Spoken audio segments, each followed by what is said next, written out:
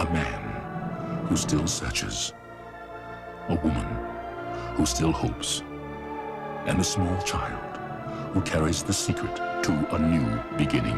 Waterworld is an action-adventure film from 1995 starring Kevin Costner and Dennis Hopper. It's basically the story of what would happen if the ice caps melted and the world was, as far as they know in the film, completely covered with water, with everyone existing and living on the water and in sort of little floating towns and villages and things like that. Often referred to as one of the most famous box office flops, really, isn't it? Or critical flops. So why did you pick it? Is it to do with that, or is there another reason? So I picked this film because I thought maybe it was underrated. So I saw this film when I was a kid and I really loved it. And it wasn't until I got quite a bit older that I came to know about this reputation that it had as being quite bad and that a lot of people didn't really like it very much.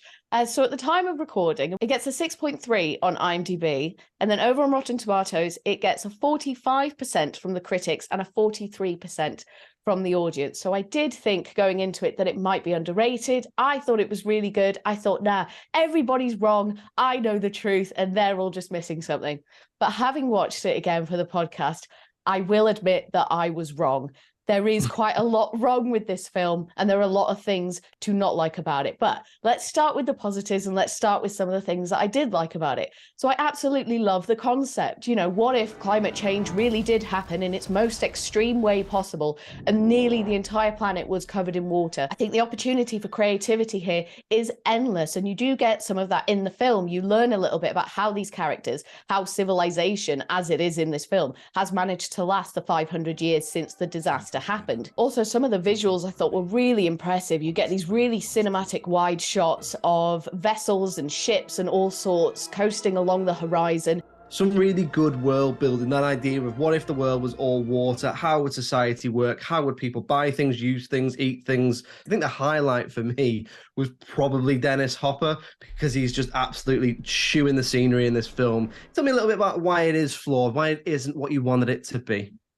So there are many reasons for this. Some of it's around the script, some of it's around the story development, some of it's around the character development. But I think the huge glaring thing for me here is that the genre feels completely muddled. Sometimes it feels like an action film, sometimes it feels like a fantasy film, sometimes it feels really family friendly, and other times it absolutely does not. There's some quite grotesque and some dark subject matter that we explore in this that naturally would come with this dystopic world that we find ourselves in. And because it doesn't really commit to any of these things, it just feels really jumbled up. And I kept thinking, who is this really for? Who is the target audience? After watching it with more mature and more analytical eyes, there are a lot of problems with this film. So I think maybe it is probably appropriately rated.